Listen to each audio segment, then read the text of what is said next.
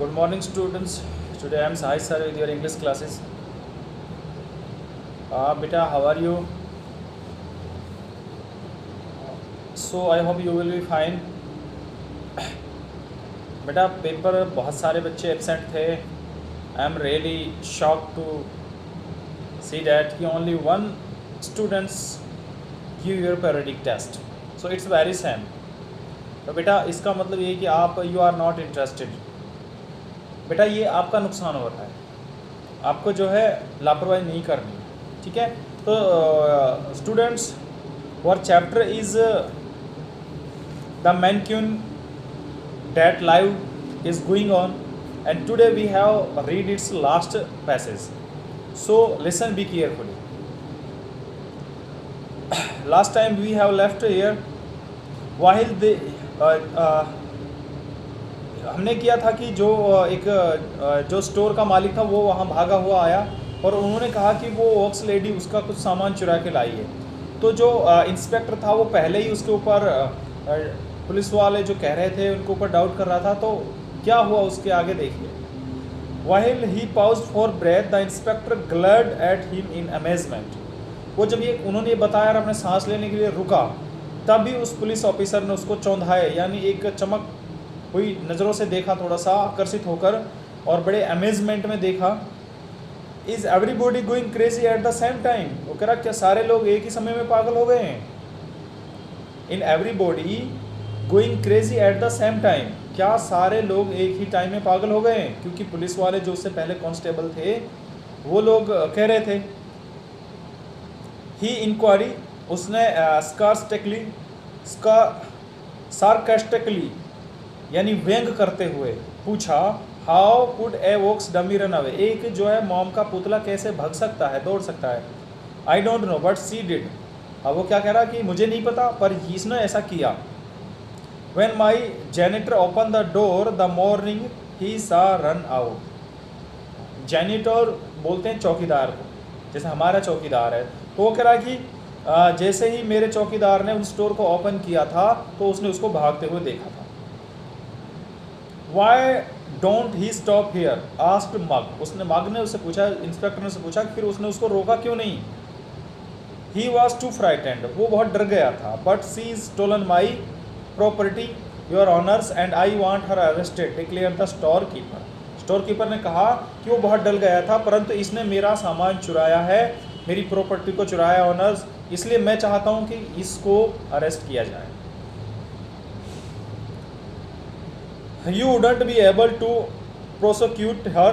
वो कह रहा कि तुम उस पर मुकदमा नहीं चला सकते. said the inspector. इंस्पेक्टर ने कहा for there is no law against dummies stealing. वो कह रहा कि डमियाँ जो चुराती हैं इनके ऊपर कोई कानून लागू नहीं होता है.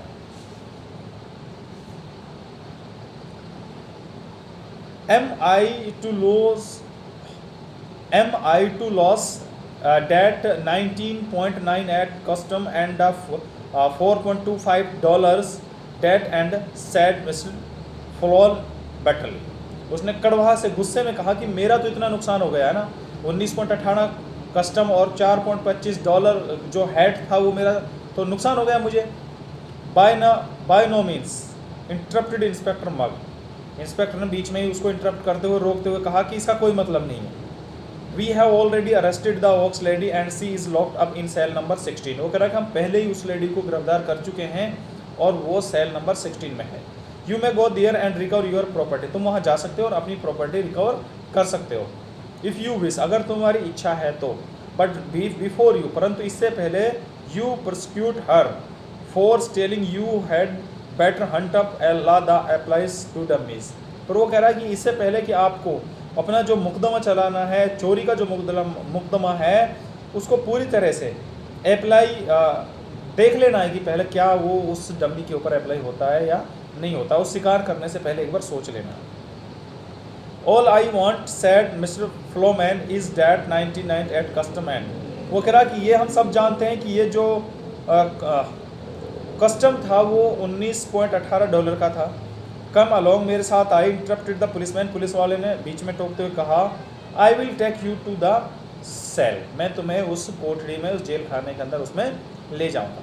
But when they entered number 16, पर जैसे ही वो उसमें 16 नंबर में अंदर गए, they found only A lifeless dummy being on the floor. तो उन्होंने पाया कि जो डमी थी वो बिल्कुल लाइफलेस थी, यानी उसमें कोई जान नहीं थी, वो एकदम डमी थी, फ्लोर में पड़ी हुई थी फर्श पर। It wax was cracked and plastered, its head was badly damage and the bargaining customs was dusty and soil.